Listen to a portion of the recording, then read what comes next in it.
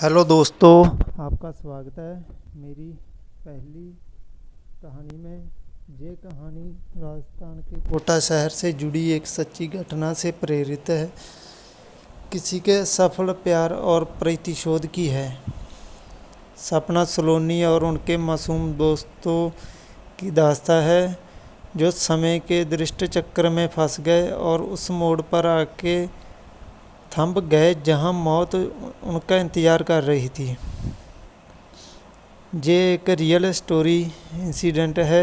चलो कहानी की ओर बढ़ते हैं। प्लीज़ वीडियो को एंड तक देखें। राणा साहब एक बहुत अमीर और आलीशान हवेली का मालिक था। उन्हें अपने से 10 साल छोटी उम्र की लड़की से प्यार हो गया था, लेकिन वो लड़की राणा साहब को अपने प्यार से माया जाल में फंसा के उनकी जायदाद को छीन लेना चाहती थी। जे एक बार उस लड़की ने अपने प्रेमी के साथ मिलकर राणा साहब को मार मार कर जिंदा ज़मीन में गाड़ दिया। राणा साहब चीखे चिल्लाए, लेकिन उस लड़की ने उनकी एक ना सुनी। बाद में राणा साहब ने मरते मरते श्राप दिया कि मैं किसी को नहीं छोड़ूंगा, हर प्रेमी को मार दूंगा। जिस तरह से मेरे साथ धोखा हुआ है, मैं हर प्रेमी को मिटा दूंगा, मैं सबको मिट्टी में मिला दूंगा। और राणा साहब की मौत हो गई। उस दिन के बाद वो जगह और हवेली श्रापित हो चुकी थी। वहाँ जो भी जाता था वो कभी भी वापस नहीं आ पाता था। आज भी राणा साहब की प्रेत आत्मा वहाँ घूमती रहती है। उस हवेली पे एक प्रेमी कपल वहाँ पे घूमने के लिए आए, सपना और रंजित। उन दोनों की सगाई हो चुकी थी, लेकिन शादी करनी बाकी थी। सपना अपने घर में किसी को कुछ बताए बिना रजत के साथ आई थी। सपना और रजत मजाक मस्ती में उस जगह पहुँच गए जहाँ पे राणा साहब को जिंदा दफन कर दिया था। अचानक रजत उस जगह पे गिर जाता है और उसका पैर ज़मीन के नीचे घुसने लगता है। यह देखकर सपना डर जाती है और मदद के लिए चीखने चिल्लाने लगती है, लेकिन कोई भी उसकी आवाज़ नहीं सुन पाता। सपना जब उस हवेली में मदद के लिए जाती है तो वह उससे किसी के होने का आभास होता है। उसी वक्त तुरंत सपना गिर जाती है और कोई उसका पैर पकड़कर उसी जगह पर खींच के ले आता है जहां राणा साहब और रजत दफन हुए थे। बाद में सपना भी उसी जगह पर दफन हो जाती है। कुछ दिन बाद जब सपना अपने घर नहीं पहुंचती है तो तब उसकी बहन सलोनी अपने पिता समीर और कुछ मित्रों के साथ पति समीर और कुछ मित्रों के साथ उसे ढूंढने उस हवेली पे पहुंच जाते हैं। समीर एक पैरानॉर्मल एक्टिविटी का एक्सपर्ट था।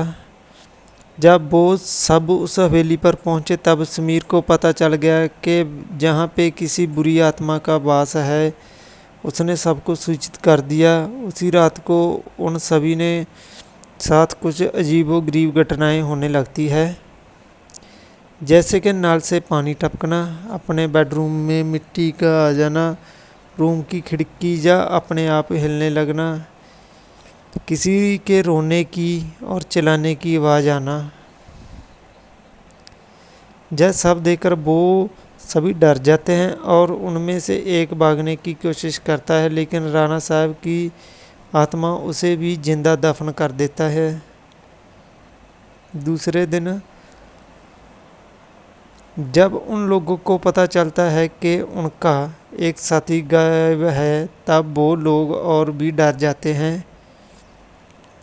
लेकिन समीर बताता है कि हमें यहाँ से बाहर निकलना है तो हमें उस आत्मा को बुलाना होगा और उससे पूछना होगा कि वो आखिर चाहती क्या है। डर के मारे सभी लोगों ने समीर की बात मान ली और आत्मा को बुलाने के लिए तैयार हो गए।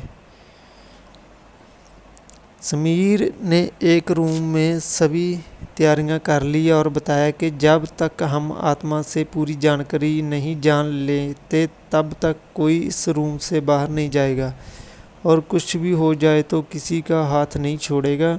समीर ने तंत्र मंत्र से आत्मा को बुलाना शुरू कर दिया। कुछ ही देर में तेज हवा और बिजली के साथ राणा साहब की आत्मा उस रूम में आ गई। समीर ने उस आत्मा से बात की कि आखिर तुम चाहते क्या हो, तो लोगों को क्यों मार रहे हो, कौन हो तुम? राणा साहब की आत्मा ने कहा, निकल जाओ जहाँ से, मैं किसी को भी नहीं छोड़ूंगा, सब मारे जाएंगे। जो भी जहाँ आएगा उन सब को मार दूंगा। इतना कहकर वो आत्मा चली गई। वो लोगों ने बाद में सपना की आत्मा को बुलाया और पूछा आखिर उसके साथ हुआ क्या था। सपना की आत्मा ने उस सभी को सारी हकीकत बता दी और बोली, मुझे राणा साहब ने ज़मीन के नीचे दफन कर दिया है, प्लीज़ मुझे जहाँ से निकालो। सलोनी ने अपने बहन सपना से पूछा, राणा साहब की आत्मा को कैसे मारा जाए। सपना ने बताया कि जहाँ राणा साहब ने हम सब को दफनाया है वहाँ पास में माता जी का त्रिशूल है, उसे त्रिशूल से राणा साहब की आत्मा को मारा जा सकता है और इस महल से उनके जंगल से बचाया जा सकता है। इतना कहकर सपना की आत्मा वहाँ से चली गई। समीर, सलोनी और बाकी दोस्तों लोग तुरंत उस जगह पे गए जहाँ राणा साहब को दफनाया गया था। राणा साहब की आत्मा ने उन सभी को त्रिशूल के पास जाने के लिए रोका, लेकिन सलोनी किसी तरह से त्रिशूल के पास पहुंच गई और उसी त्रिशूल से राणा साहब पे वार किया। कुछ ही देर में राणा साहब और उनके साथ जो भी आत्माएं को मुक्ति मिल गई जिसे राणा साहब ने दफनाया था। दोस्तों, आप सभी को ये कहानी कैसी लगी प्लीज़ हमें कमेंट करके ज़रूर बताना और चैनल को सब्सक्राइब कर लेना ताकि हम नई और ऐसी वीडियो आपके साथ शेयर कर सकें। ये मेरी फर्स्ट वीडियो है। जो किसी इंसान के साथ कोई रियल एक्सीडेंट हुआ है तो हमें कमेंट में बता सकता है, हम उसकी स्टोरी लाइव करेंगे। धन्यवाद।